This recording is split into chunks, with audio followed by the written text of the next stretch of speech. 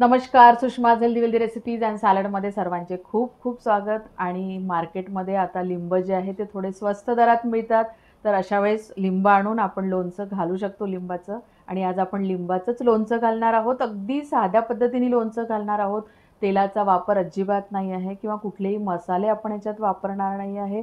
अगदी मोजके 3 ते 4 इन्ग्रेडियंट्स आपण याच्यामध्ये वापरून लोणचं घालणार आहोत। आणि तरीही लोणचं हे वर्षभर टिकतं, आणि वर्षभर नाही तर वर्षानुवर्ष हे लोणचं चांगलं राहतं, कारण माझा हा स्वतःचा अनुभव आहे। आणि लोणचं काय आहे ना, लिंबाचं लोणचं जेवढं मुरलेलं, जेवढं जुनं, तेवढं त्याची मेडिसिनल व्हॅल्यू जी आहे ती खूप जास्त असते। आणि लिंबूच्या लोणच्याचं काय आहे ना, की तुम्ही वेगवेगळ्या ठिकाणी त्याचा वापर करू शकता, फक्त ते वर्षभर टिकण्यासाठी खूप साऱ्या थोड्या टिप्स आणि ट्रिक्स आपण फॉलो केल्या तर तुमचं लोणचं अजिबात खराब होणार नाही आहे। आणि एक स्टेज अशी येते ना, की लिंबूचं लोणचं अगदी काळं पडतं, आणि हे काळं पडलेलं लोणचं जे आहे ते फार उपयोगी आहे। म्हणजे आयुर्वेदिक याच्यानुसार जर आपण बघितलं ना, आणि इफेक्टिव्ह आहे तेवढंच, हा पण माझा स्वतःचा अनुभव आहे। म्हणजे बरेचदा उन्हाळ्यामध्ये म्हणा, किंवा कधी आपण एकदम बाहेरून येतो आणि आपल्याला कसं तरी थकल्यासारखं वाटतं, किंवा कधीतरी असं गळल्यासारखं वाटतं, तर अशा वेळेस तुम्ही ही काळी पडलेली एक लिंबाची फोड जरी खाल्ली ना, तर तुम्हाला पटकन त्याच्यापासून रिलीफ मिळतं। एवढं इफेक्टिव्ह हे मुरल्यानंतर लोणचं असतं। आपण रेसिपी पाहणार आहोत, पण त्याआधी जर तुम्ही माझ्या चॅनलवरती नवीन असाल किंवा अजूनही माझं चॅनल सबस्क्राईब केलं नसेल तर प्लीज माझ्या चॅनलला सबस्क्राईब करा। रेसिपी आवडली तर जास्तीत जास्त लाईक करा, शेअर करा, तसेच बेल आयकॉनला पण क्लिक करा, जेणेकरून माझ्या नवीन व्हिडिओचे नोटिफिकेशन तुम्हाला येत राहतील। व्हिडिओला एक लाईक नक्की द्या। आणि आता आपण आपलं लिंबाचं लोणचं कसं घालायचं ते पाहूया। ही संपूर्ण लिंब जी आहे ते 60 ते 65 लिंब आहे, गावावरून आणलेली लिंब आहे, आणि छान फ्रेश अशी तुम्ही बघू शकता, अगदी पातळ सालाची ही लिंब आहे आणि भरपूर रस असणारी लिंब आहे।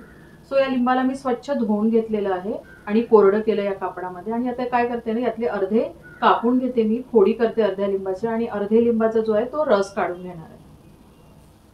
तर या लिंबाच्या जे आहे ते आपण फोडी करून घेऊ।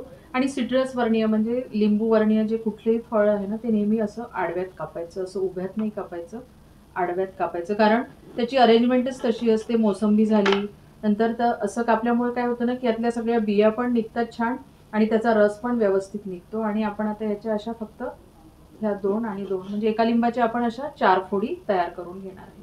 आणि तुम्हाला जर रस काढायचा असेल ना, तर असं आडवं करून घ्यायचं आणि मग त्याचं रस पिळून घ्यायचा। सो आपण आता हे सगळे लिंब जे आहे ते कापून घेऊ, आणि त्याच्यामधल्या सगळ्या बिया पण काढायच्या। जेव्हा आपण लिंब कापतोय ना, म्हणजे ज्याच्या फोडी करणार आहे ना, त्या लिंबाच्या आपल्याला सगळ्या बिया काढायच्या आहे, नाहीतर आपलं लोणचं जे आहे ते कडवट होतं त्या बियामुळे। सो आपण आता हे सगळे लिंब, सगळे म्हणजे अर्धे कापणार आहे मी यातले, आणि अर्ध्या याचा जो आहे तो रस काढणार आहे।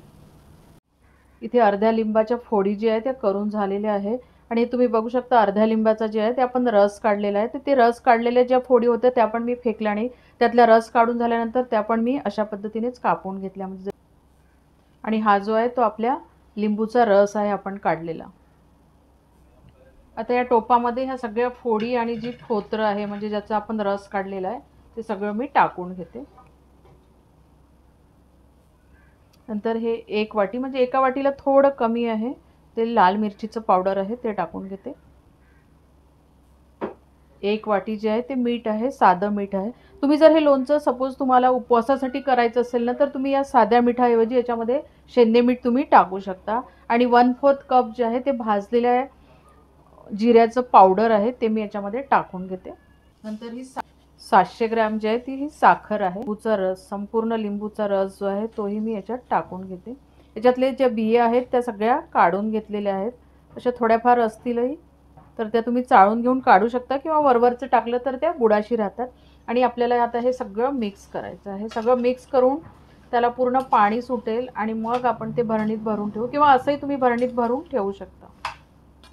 आणि लिंबूच्या लोणच्याचं काय आहे ना, तुम्ही अशा पद्धतीने लोणचं घातलं ना तर त्याची टेस्ट ही इतकी चांगली येते। आणि दुसरी गोष्ट म्हणजे ते एक आयुर्वेदिकाचं पण काम करतं, म्हणजे ते जेवढं मुरेल ना लिंबूचं लोणचं तेवढं ते चांगलं असतं। म्हणजे इतकं मुरल्या जातं ते, की शेवटी ते लोणचं काळं पडतं, आणि ते काळं पडलेलं लोणचं खरं तर इतकं आपल्यासाठी हेल्दी आहे। सपोज तुम्ही खूप थकलेले आहात, किंवा तुम्ही बाहेरून उन्हातून आले आणि तुम्हाला कसं तरी होतंय, तर तुम्ही ती काळी पडलेली लिंबाची फोड जरी घातली ना, तर तुम्हाला तितकं फास्ट तुम्हाला एनर्जी देते ती।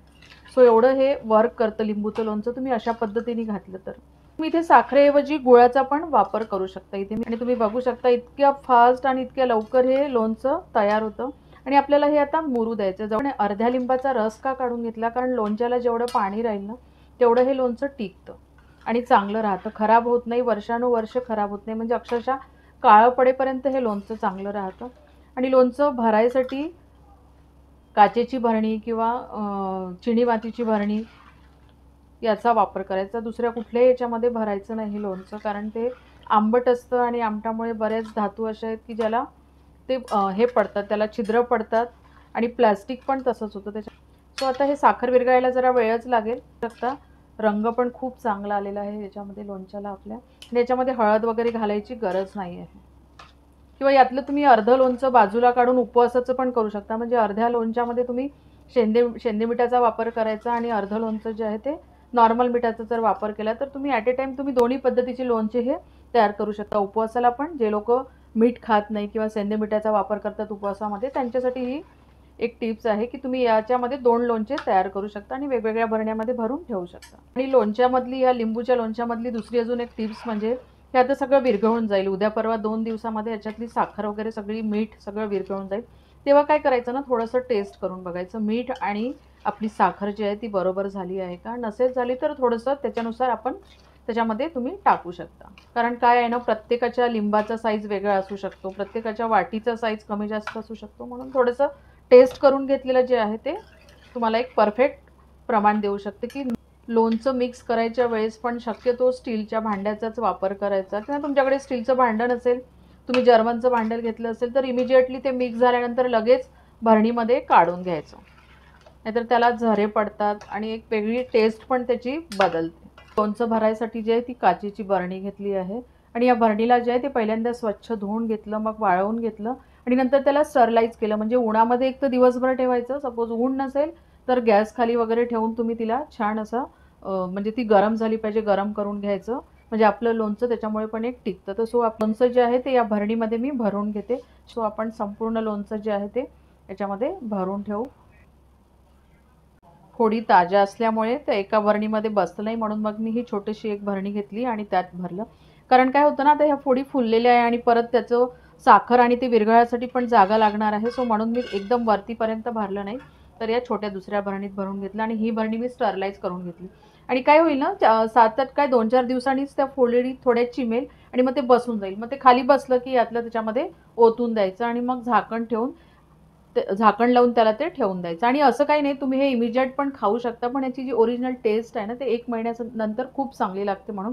नाहीतर तुम्हाला जसं खायचं असेल तर तुम्ही जस्ट उद्यापासून काही इमिजिएट टाकलं तेव्हापासून पण हे खाऊ शकता. ते आपलं लोणचं तयार आहे. सो लोणच्याला आपण लोणच्याच्या भरण्यांना झाकण लावून आपण हे आता मुरायसाठी ठेवून देऊया. आणि बघितलं ना तुम्ही किती सोपं लोणचं आहे ते, म्हणजे काही याला वेळ लागत नाही किंवा पटकन हे लोणचं तयार होतं आणि करायला अगदीच सोपं आहे, तेवढंच उपयोगी लोणचं आहे. सो तुम्हाला जर रेसिपी आवडली तर लाईक करा, शेअर करा आणि माझ्या चॅनलला सबस्क्राईब करा. परत भेटूया अशाच एका छानशा रेसिपीसोबत. तोपर्यंत धन्यवाद.